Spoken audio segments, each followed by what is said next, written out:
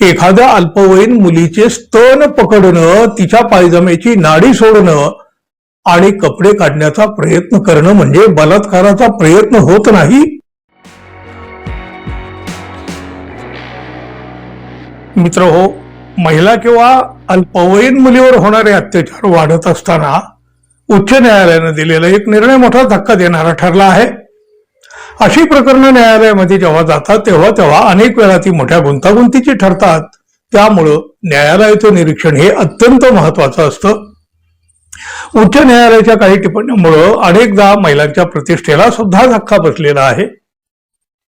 कधी skin to skin संपर्क नसला तर तो लैंगिक छळ होत नाही असं म्हटलं गेलं, तर कुठं अल्पवयीन मुलीलाच तिच्या इच्छावर नियंत्रण ठेवण्याचा सल्ला सुद्धा दिला गेला.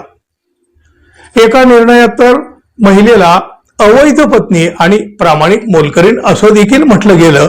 आणि मग अशा टिप्पण्यावर सर्वोच्च न्यायालयानं अनेकदा भूमिका घेतलेली आहे. सर्वोच्च न्यायालयानं स्पष्टपणे सांगितलं, महिलांच्या सन्मानाशी प्रतिष्ठेशी कोणतीही तडजोड होऊ शकत नाही. भाषा आणि न्याय या दोन्ही गोष्टी संवेदनशील असायला पाहिजेत. अलाहाबाद उच्च न्यायालयानं मात्र 17 मार्च 2025 रोजी बलात्काराच्या प्रयत्नाच्या एका प्रकरणामध्ये केलेल्या टिप्पणीमुळे मोठी खळबळ उडालेली होती.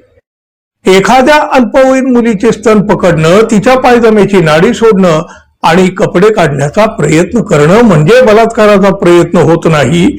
हे बलात्काराचा प्रयत्न सिद्ध करण्यासाठी पुरेसं होत नाही असं उच्च न्यायालयाचं म्हणणं होतं. न्यायालयानं आरोपीवर कमी गंभीर कलम लावण्यासाठी सुद्धा सांगितलं होतं. अर्थातच उच्च न्यायालयाच्या या निर्णयाला कायदेतज्ञ, राजकारणी आणि विविध क्षेत्रातील तज्ज्ञांनी स्पष्ट शब्दामध्ये विरोध केलेला होता. तो विरोध त्यांनी दर्शवला सुद्धा होता. आता मात्र या प्रकरणाची दखल सर्वोच्च न्यायालयानं स्वतःहून घेतली आणि सुनावणी केली. सर्वोच्च न्यायालयानं सांगितलं, लैंगिक शोषणाच्या प्रकरणामध्ये खालच्या न्यायालयाच्या असंवेदनशील टिप्पणीमुळे पीडित व्यक्ती, तिचं कुटुंब आणि संपूर्ण समाजावर भीती निर्माण करणारा परिणाम होऊ शकतो.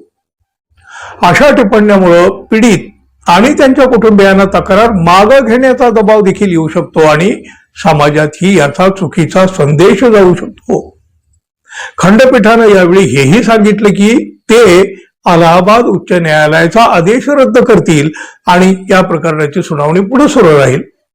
अलाहाबाद उच्च न्यायालयाच्या एका टिप्पणीमुळे धक्का बसलेल्यांना सर्वोच्च न्यायालयाने मात्र हा मोठा दिलासा दिला आहे. मित्रांनो, धन्यवाद. पुढे भेटू. नमस्कार.